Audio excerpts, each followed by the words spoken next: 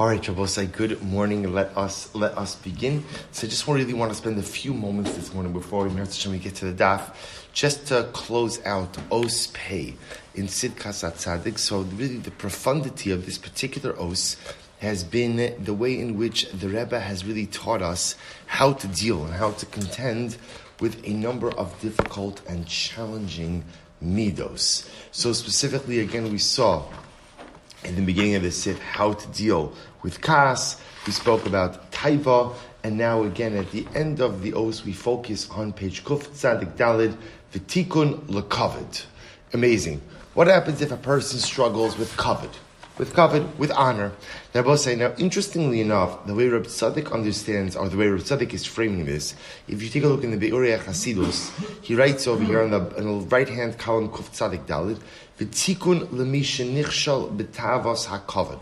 So the remedy for one who has stumbled with the desire for honor, Kigon shetafas es siraraso shel chavero.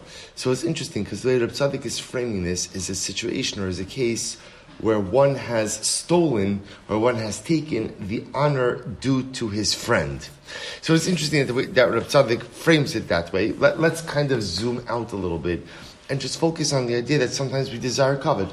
Right? People are people, and often, again, the desire for kavod, the desire for recognition, the desire for honor often causes us to make terrible mistakes. So what does a person do if ultimately, again, they require kavod? Right? I have a taiva for kavod, a desire for kavod.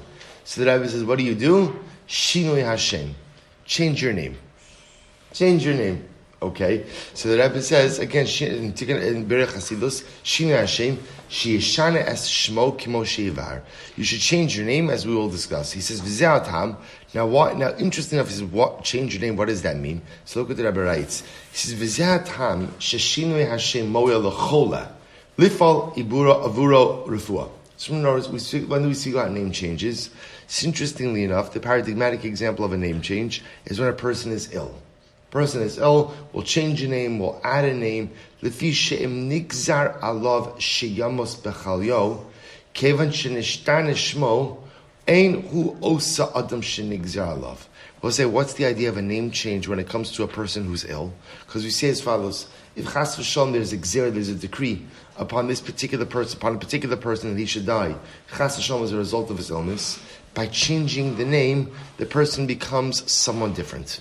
Right? By changing the name, now panim chadoshos bolaka, new individual, and therefore any previous gezerah, any previous decree does not apply or does not devolve upon that individual.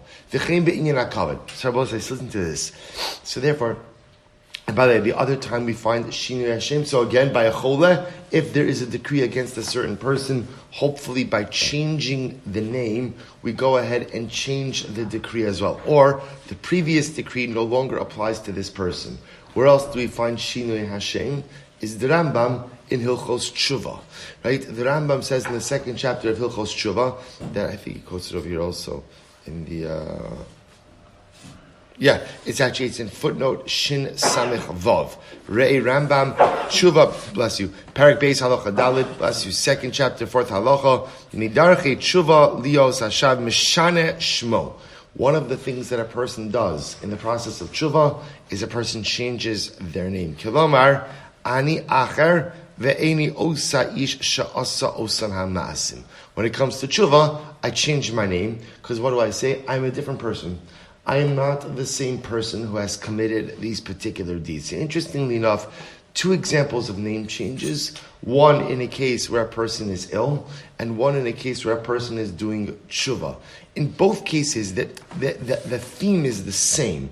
A person is chas v'shalom ill, that means there's a gzera, there's a decree against that person. By going in and changing the name, we say, okay, the decree, the gzera shouldn't apply to this person anymore. Tshuva, I did something, I now want to become someone different, I change my name. So of course, the name change represents a change of identity. I will say, so I think what Reb Tzaddik is telling us is something absolutely amazing. When does a person run after kavod? Right? When does a person run after, let's be honest, we're amongst friends. Right? When does a person run after kavod? The truth is, when a person is terribly insecure and a person doesn't feel good about who and what they are. You see, if I'm well adjusted and I'm really happy with me, first of all, in general, number one, I don't need others to agree with me, which is an incredibly important yesod. People who try to foist their opinion upon others often are insecure. And if I'm insecure, I need others to build me up. I'm not comfortable in my own skin. I'm not comfortable with who I am. So I need others' approval. I need others' covet in order to be safe and secure in who I am. So the Rebbe says something amazing. Person struggles with covet. Person struggles ultimately again with the type of the desire for covet. What do you have to do? Change your name. Readjust your identity. Figure out who you are and figure out how to be comfortable within your own persona. Now, sometimes that means I have to become someone different. Because at the end of the day, sometimes the reason why I'm insecure is because I know deep down there are profound personality flaws. Deep down there are things which are really significantly broken. So sometimes it's just the person who I am is not the person I need to be.